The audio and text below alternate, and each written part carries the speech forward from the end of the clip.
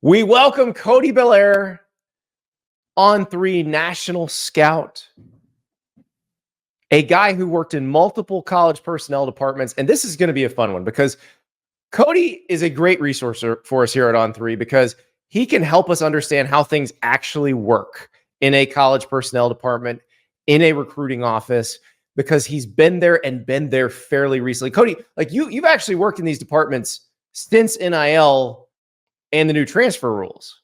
Correct. Yeah. I mean, I was most recently at Texas Tech as the director of scouting. Before that, I was at LSU as the assistant director of player personnel. So when this started rolling, I was definitely there at the infancy stages. So it's been fun to see how it's developed over time. Well, and that's what I wanted to have you on because we're in the midst of a spring transfer portal window. We're talking about guys going into the portal. We're talking about these recruitments. We're talking about what visits they're scheduling. The timeline of this is fascinating to me because you got these guys who enter the portal on Tuesday. They've got visits set up by Wednesday. They're going to take the visits this weekend. They might have a decision like next Monday. Right. How quick is all this stuff? It's extremely quick. And I mean, in order to compare it to high school recruitment, Andy, you and I, the fans, we've all seen the tweets go out from kids now that say extremely blessed to receive an offer from whatever school. Wait. And after a great conversation with coach, insert coach's name here. Exactly. Yes. And they say, oh my gosh, like you click on the kid's profile and it says class of 2027. And you say, oh my gosh, that kid's currently a freshman in high school. That's the way high school recruiting has been going for some time now. I mean, programs are offering scholarships to players earlier and earlier in their high school careers, just so they can build those relationships earlier. And that way they can secure on-campus visits and build relationships with these people over time in the hopes that it pays off in the long run, right? Let's say a team goes to the distance, they go the distance and they land that 27 recruit that they offered as a freshman.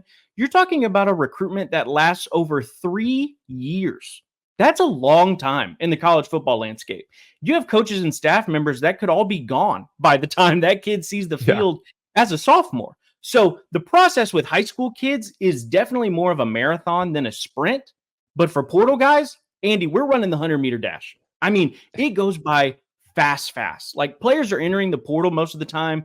They're looking to see what programs can take care of them financially and which programs can send them to the league. The recruiting process for these guys is strictly business. No glitz and glamour, no cake and snacks and cookies waiting for them at the hotel with a cool poster that they can take home. These guys want to visit campuses. They want to have in-depth conversations with coaches, and they want to talk NIL. That's it. Those visits could be done in like 5 hours compared to high school OVs that are baking in as many things as they can in a 48-hour window. I mean, it's frantic, it's fast paced, and frankly, Andy, it's complete chaos at this point. Well, that's the thing. I mean, I imagine you and the person that you're recruiting probably have some idea as soon as you send them the cut. Let's say you're recruiting a linebacker. As soon as you send them the cut up of your defense, showing what their position is doing, right? Like they're eliminating you, or they're like, okay, that's me. Andy, I'm telling you, it's funny. It's almost done before we even get to that point. I had a source that I've talked to for a while now, and he's at a school, and he said now the visit could be over by the time you get home from the airport. So he told me a story where he picked up a prospect from the airport. Their family had never been to the city before, and he was like, hey man, how's it going? Really excited to have you guys here. You guys hop in the car. I will talk to you all about how the city's going and, what things we're looking forward to seeing. The kid gets in the car and says, yeah, man, I can't wait for the NIL presentation. X school's giving me X amount of money. Hopefully you guys can match it. And if you're not prepared, that's it. You're done already. So it could be as done in 15 This feels minutes. like airplane flight plus meeting could have been a text. Like, yeah, exactly. Like just have the head of the collector just send the number before you get on the plane. 100%. This is a Zoom that the kid could basically just say end call, and that's it. The relationship's done. That recruitment is over, and it wastes nobody's time. It is amazing. And you've been tweeting about this recently about how college personnel departments are going to have to change and mirror NFL personnel departments. So explain how an NFL personnel department works. Yeah. So with the NFL side of things, they've had this model in place for decades, right? They have dedicated scouts for current NFL players who have boards for prospects that their team could inquire about for trades or free agency if they hit the market.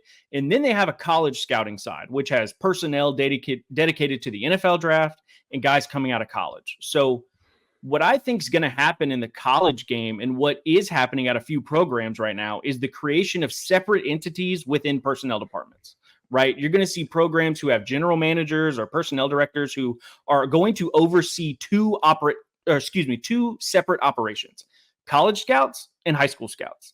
The college scouts will evaluate their own roster and identify potential transfer portal prospects that line up with their team's positional factors or team needs. And essentially, they'll fill their college boards with players that haven't even hit the portal yet, just to make sure that they like have the evaluation locked in, just in case that player does inevitably hit the portal at some point.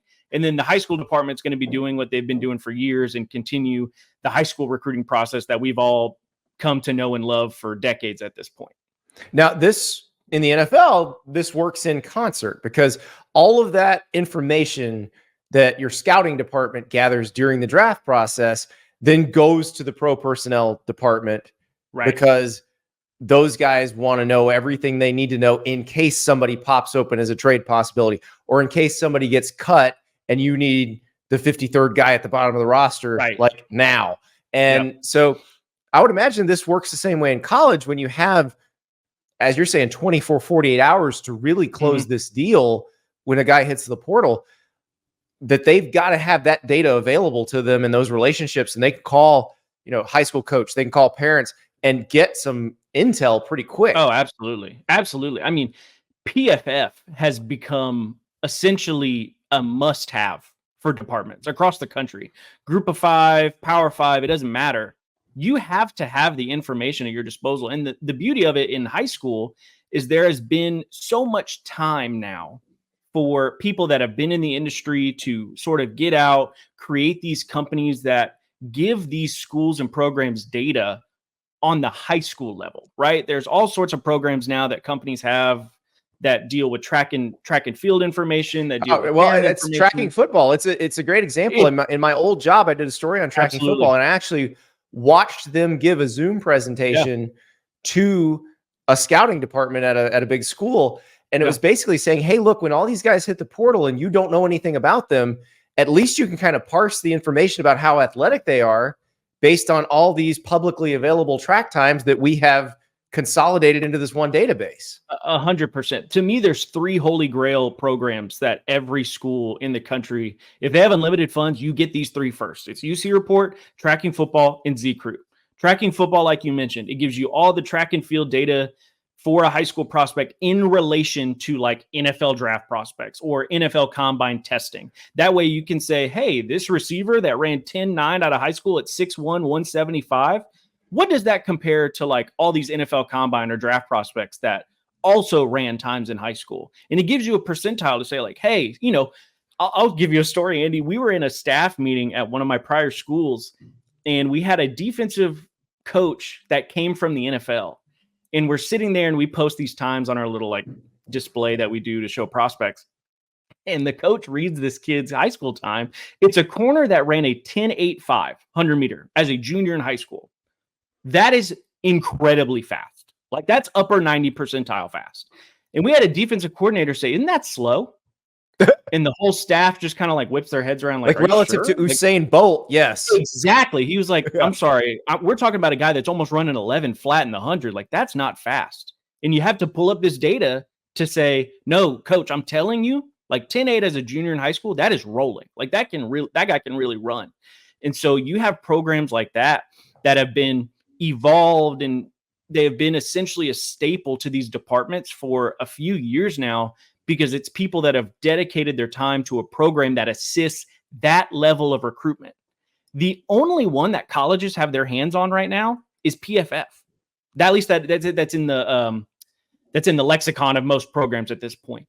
PFF is the only one. It's the only place where you can get the college film from all of these players that enter the portal, and you get real-time data that says like, hey, can this guy play or can this guy not play? And essentially, that's the only program that exists right now. And so if you don't have that, you're leaning upon heavily your personnel department to give you evaluation notes and data that say like, hey, this guy can play or he can't. Well, and the dirty secret is we get a lot of these guys that go into the portal. They've got their visit set up within 10 hours. Yep. They already knew who they were going to visit. 1,000%. So how rampant is that? But how often is it coming? Because we know it comes from the team side. How often is that coming from the player side where they're reaching out while they're on a roster? Yeah, I would say it's rare, but it's happening more and more. I actually got a text from a source the other day that sent me a screenshot of another conversation with a GM who got a text directly from a prospect agent. Not the player's agent or parent or it was the player and the agent. He threw them in a text together, right? Oh wow. Okay. So this player and the agent said, "Hey, whoever, this is my client, and they're entering the portal now. This is their career stats. We are asking for X amount of dollars in NIL." And they are like specifically seeking out these staff members within these teams to essentially barter and find out if they can get some sort of contract like squared away before they even reach out to other coaches, before they even get on campus. It's pretty Wild West out here, Andy, and I think it's only going to get worse before it gets better. Yeah, we talk a lot about the system and how it probably will have to change ultimately, and the courts may force it into that. But right now, this is going to, and they can't enforce any of the rules. There are going to be even fewer rules before all of this changes again. So what programs do you think have handled this the best in terms, because you mentioned something that I want to come back to that I think is, I think it might be the most important factor in all of this, evaluating your own roster. Like I look at Florida State. I feel like Florida State was way ahead of everybody else on accurately evaluating their own roster because they didn't. The Battle's End is a really good collective, but they did not have a super robust collective. They didn't have tons of money. They didn't have unlimited funds, but they never seemed to lose anybody they really wanted to lose. Right. And I think there's two that really stick out. Florida State is one, so you're crushing. Great job. The second one would be Ole Miss. And the way they've essentially transformed their rosters in 2 years' time, maybe a year. Because the thing that I don't think a lot of people realize too, and I think Carl Reed at 24/7 mentioned this yesterday or 2 days ago, but he mentioned now, and this is a rule that's in place already, and I don't think people are aware of this. When I joined Joey McGuire at Texas Tech, that first year, you can essentially kick anyone on the current roster to the curb. Like as long as you guarantee them a scholarship at the school, right? Exactly. And so essentially you can clear out room on your current roster off the jump immediately when you step on campus. And so guys I don't think people realize like how cutthroat it really is and how easily teams can essentially flip a roster in 1 to 2 years. I think when we first kind of started on this journey of the portal and figuring out roster management and all that, I think people thought you could flip a roster. It would take about 3 to 4 years, kind of like it does for any new coach. And then Deion Sanders said, hold my beer, and was like, I'm going to flip 80 of these dudes. Like off the jump, I'm going to flip 60 to 70 guys on the roster. And people were like, oh, I guess you could really do that because if you have room, players are going to be interested in coming. Like if you have the space, by all means, if you find the talent, bring it in. Like it's very interesting to me because Ole Miss and Florida State, they were able to do it and not have any headaches. And to your point, Andy, it's about the evaluation of the roster, and it's about understanding. The big thing I think that's going to be another change in this, Andy, people are going to have dedicated staff members that are essentially salary cap machines. Right. And they're going to say, hey, these guys are all worth X amount of money. These guys are all worth X amount of money. We can afford to lose this tight end that's commanding $250,000. And we can say, okay, let's use that $250,000 to get 2 corners and a running back. And that makes us better. So I think that's what the next step in this is the evaluation of your roster and understanding where your funding goes to make you better. Well, and that person still has a job. Let's say they go to a CBA and there's an actual salary cap. Like that person still has a job. Absolutely. 100%. And that's the other thing that I find interesting. And we've talked about this in relation to like how busy or not busy the spring portal season has been. Because I think some people were thinking it was going to be a bunch of starters from big time schools just jumping in and trying to get the biggest bag. But I feel like collectives have gotten sophisticated enough that they know where the market is. Like I had somebody tell me about there was a running back at a school, and they said, he's scheduled to make this is a person I thought tons of schools would target. Like, he's scheduled to make $300,000 a year or this year. I'm like, oh, well, he's not going anywhere because very few schools would even pay him that. Correct. And it's funny, Andy, what I'm hearing from guys in the industry that I know really well, they're all talking to each other. Like no one's getting surprised. Like everyone's it's the camaraderie of this business and the personnel side of things. It's a very niche. There's a very small group of us, right, that are been in the business and personnel. And everybody knows everybody for the most part, or someone that knows someone. So if you're getting a number from a prospect or they're telling you they're making X amount of money or whatever, it takes about 2 phone calls to really get that number. Like, hey man, this kid's telling us he's making 300. Is that really the case? 2 phone calls and you go, oh no, dude, that gets making 150. And you're like, all right, cool. We're going to let him know that he's like, we called his bluff essentially. And I think that's the tough part right now is you're having prospects essentially command their own number. And you're either going to have schools that call their bluff or don't. And they're going to be losing out on some serious cash that way.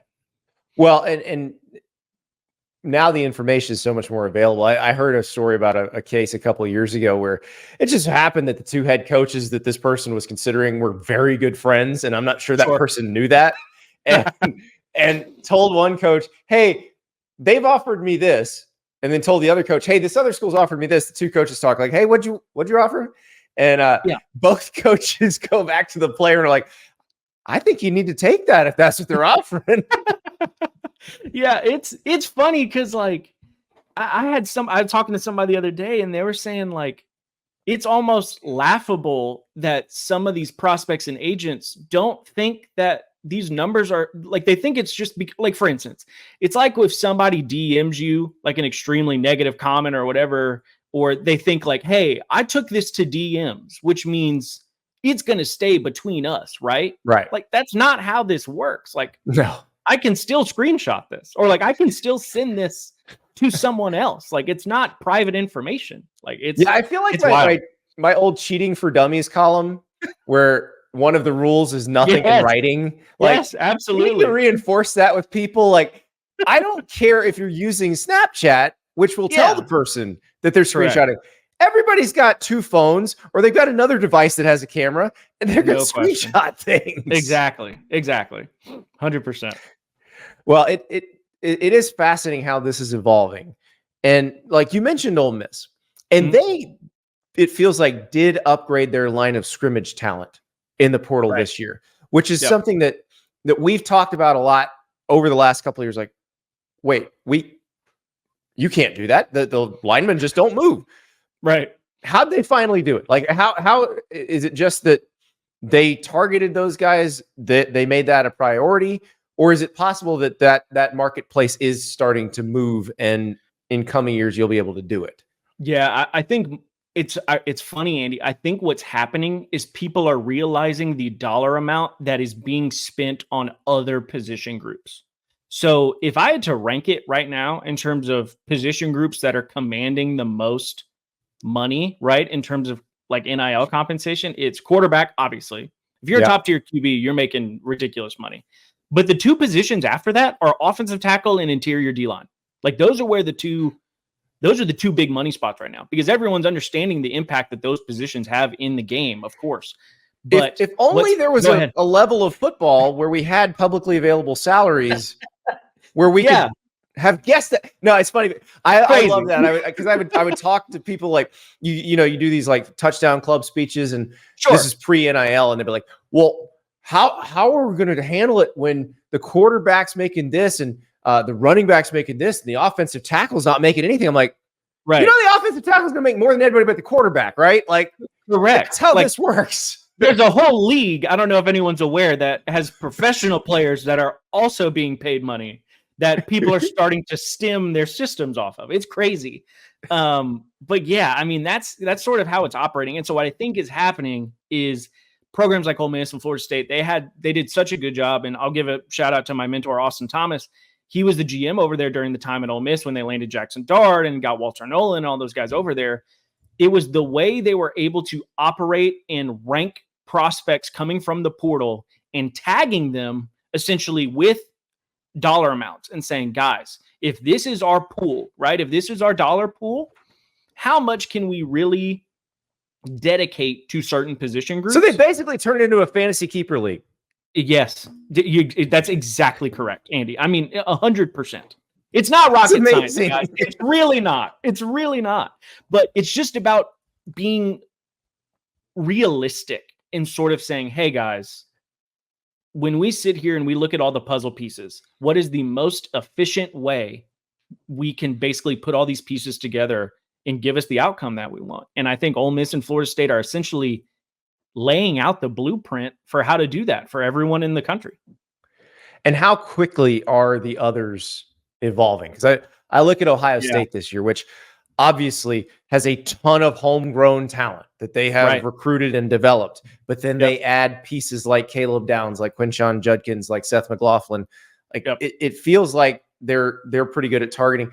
At Michigan, under Harbaugh, I felt like was great at finding those 2 or 3 guys that they needed to supplement what they already had. Absolutely. And I think you'll see it with the Blue Bloods specifically, right? The teams that have the funding and they have all the resources in the world, everything that we just talked about, right? In terms of separate entities and all that stuff, those guys are going to do it. In less than 5 years, you'll see every single, in my humble opinion, I think you'll see every one of those blue blood programs, they'll split their operation. They'll have a college side, they'll have a high school side, they'll have an advanced scouting side. They'll have all of these bells and whistles to essentially cover themselves in every area of need. The schools that have an extremely hard time with this are the group of fives. Like, they already don't have resources. They already are struggling in terms of high school recruiting, and they have to play behind everyone else, right? Like, there's some there's some group of 5 schools that genuinely don't start the recruiting process for kids until they're like that first signing day is over, because they don't want to commit time to practice recruiting and wasting all these resources for kids that end up not going there. Now, let me ask you about that though, because I'm curious. Sure. Is the pool of high school kids that get signed getting smaller though at those blue bloods as they take more portal guys? It would feel like the group of 5 schools would have a larger pool to pull from in the high school ranks. I would agree. And the other piece of this that also plays into a factor, and teams did this very early, especially when the portal existed, JUCO, junior college kids. Yeah. Same exact thing. Those kids that used to be top dollar JUCO, ready to go, plug and play guys out of JUCO, those guys they're portal prospects now. That's the Walter Nolans of the world. Like, those are the Evan Stewarts of the world. Like, those are the plug and play guys now for these blue blood programs, which is, I think, why you see a lot of these junior college prospects hitting middle of the road Power 5 programs and stuff like that, because they're not the hot commodity anymore. And I think, to your point, Andy, group of 5 schools are going to take advantage of that, and they're going to take advantage of the high school pool and essentially become sort of like a development program for the portal for these next couple of years. Well, and it's interesting with the JUCO guy, because let's say you're a good group of 5 program that gets a good JUCO guy and he just blows up. Like, he's not leaving you for a blue blood. He's going to the NFL. Yeah, exactly. That's the hope, at least, right? If you nailed it, kudos to you. Then you played the game exactly right. Like, to your point, Andy, it's very interesting how that window plays a factor, especially now, though, Andy, that you're seeing what's going to happen too, Andy, is players are really going to start, and you're seeing this already. Players are really going to start sitting there and saying, okay, what's my signing bonus as a 5th round pick compared to being the star of my current college program? And essentially that's what teams are going to have to say like, and that's even the more cutthroat part of this, right? Is you have programs that are telling these prospects, hey, dude, we're not going to break you off in NIL. So you can either hit the portal or declare for the draft. You have one of those two choices. It's I'm telling you, it is absolutely bonkers. And I send all my good graces to the roster managers out there, because it's coming from all corners and right especially now. It's wild. With one more year of COVID, guys, our Right. friend Jim Nagy from the Senior Bowl says this is going to be the deepest year of talent in college football, probably in the history of the sport. So it'll be a fun one. Not a bad thing, right? For us, Nope. Not a bad thing at all. I love it. Awesome. I absolutely love it. Well, Cody, this has been a pleasure, and we will be talking to you again very, very soon. Appreciate you, Andy. Thanks so much. Thank you so much for watching. Just a reminder, subscribe to this channel right here so you never miss an episode of Andy Staples on 3. And oh, by the way, watch all the other great videos on the On3 Sports YouTube channel.